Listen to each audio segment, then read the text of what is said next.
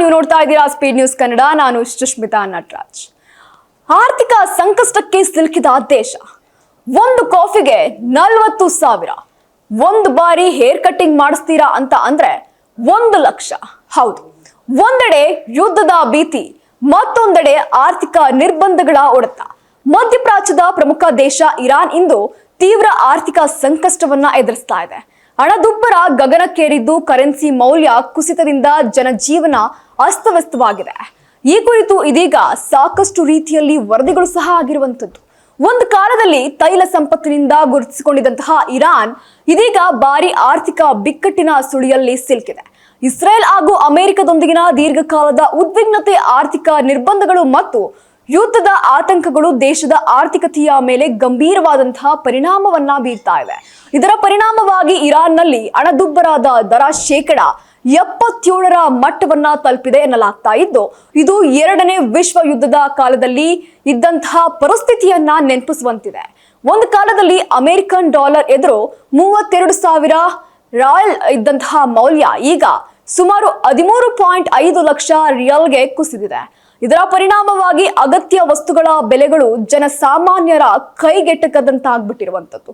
ಇರಾನ್ನಲ್ಲಿ ಒಂದು ಕಪ್ ಕಾಫಿಗೆ 40,000 real, air ಕಟ್ಟಿಂಗ್ಗೆ 1,00,000, ಸಾಮಾನ್ಯ ಉಪಕಾರಗಳಿಗೆ 50,000 ಇದೀಗ ವೆಚ್ಚವಾಗ್ತಾ ಇದೆ.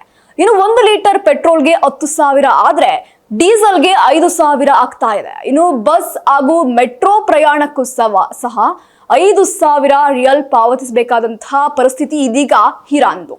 ಅಷ್ಟೇ ಅಲ್ಲದೆ ತಂಬಾಕು, ಟ್ಯಾಕ್ಸಿ ದರ, ಸಂಪರ್ಕ ಸಾಧನಗಳು ಸೇರಿದಂತೆ ಹಲವು ಅಗತ್ಯ ವಸ್ತು ಮತ್ತು ಸೇವೆಗಳ ಬೆಲೆ ಒಂದೇ ವರ್ಷದಲ್ಲಿ 113% ಹೆಚ್ಚು ಏರಿಕೆಯಾಗಿದೆ ಎನ್ನಲಾಗ್ತಾ ಇದೆ.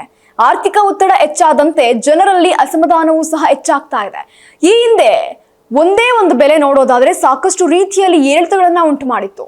ಈ ಹಿಂದೆ ಬೆಲೆ ಏರಿಕೆ ವಿರುದ್ಧ ದೇಶದ ವಿವಿಧ ಭಾಗಗಳಲ್ಲಿ ಪ್ರತಿಭಟನೆಗಳು ಸಹ ನಡೆದಿದ್ವು. ಇದಕ್ಕೆ ಅದೇ ರೀತಿಯಾಗಿ ಇದೀಗ ಮತ್ತೆ ಜನಾಕ್ರೋಶ ಭುಗಿಲೆಳುವ ಆತಂಕವೂ ಸಹ ವ್ಯಕ್ತವಾಗ್ತಾ ಇದೆ. ತೈಲ ಉತ್ಪಾದನೆ ಮತ್ತು ರಫ್ತಿನ ಮೇಲಿನ ನಿರ್ಬಂಧಗಳು ಇರಾನ್ನ ಆದಾಯ ಮೂಲಗಳು ಮೇಲೆ ಒಂದು ಕಡೆ ಗಂಭೀರವಾದಂತಹ ಪರಿಣಾಮವನ್ನ ಬೀರ್ತಾ ಇದ್ದು, ಆರ್ಥಿಕ ಪುನಶ್ಚೇತನ ಸವಾಲುಗಳನ್ನ ಸಹ ಎದುರಿಸಬೇಕಾಗತ್ತೆ. ಇನ್ನೊಂದು ಕಡೆ ಯುದ್ಧದ ನೆರಳು, ಆರ್ಥಿಕ ನಿರ್ಬಂಧಗಳ ಒತ್ತಡ ಮತ್ತು ನಿಯಂತ್ರಣ ತಪ್ಪಿದಂತಹ ಹಣದುಬ್ಬರ, ಇವೆಲ್ಲದರ ನಡುವೆ ಇರಾನ್ ಜನರ ಬದುಕು ದಿನದಿಂದ ದಿನಕ್ಕೆ ಮತ್ತಷ್ಟು ದುರಸ್ತಿಗೊಳ್ತಾ ಇದೆ. ಒಂದಾನೊಂದು ಸಮಯದಲ್ಲಿ ತೈಲ ಸಂಪತ್ತಿನ ದೇಶವೊಂದೇ ಗುರುತಿಸಿಕೊಂಡಿದ್ದಂತಹ ಇರಾನ್ ಇಂದು ಬೆಲೆ ಏರಿಕೆ ಮತ್ತು ಆರ್ಥಿಕ ಸಂಕಷ್ಟದ ಭಾರ ಹೊತ್ತು ಸಾಕ್ತಾ ಇದೆ. ಮುಂದಿನ ದಿನಗಳಲ್ಲಿ ಇರಾನ್ ಯಾವೆಲ್ಲ ರೀತಿಯಲ್ಲಿ ಸಂಕಷ್ಟಗಳನ್ನ ಎದುರಿಸಬೇಕಾಗುತ್ತೆ, ಇವಾಗಿರುವಂತಹ ಬೆಲೆ ಮತ್ತೆ ಏರಿಕೆ ಆಗುತ್ತಾ, ಇವೆಲ್ಲವನ್ನು ಸಹ ಮುಂದಿನ ದಿನಗಳಲ್ಲಿ ಕಾದ್ ನೋಡ್ಬೇಕಾಗಿದೆ. ಇದಾಗಿತ್ತು ಕ್ಷಣದ ಸುದ್ದಿ. ಮತ್ತಷ್ಟು ಅಪ್ಡೇಟ್ಸ್ಗಾಗಿ ನೀವು ನೋಡ್ತಾ ಇರಿ ಸ್ಪೀಡ್ ನ್ಯೂಸ್ ಕನ್ನಡ. ಸುದ್ದಿ ನಿಮ್ಮದು, ವೇಗ ನಮ್ಮದು.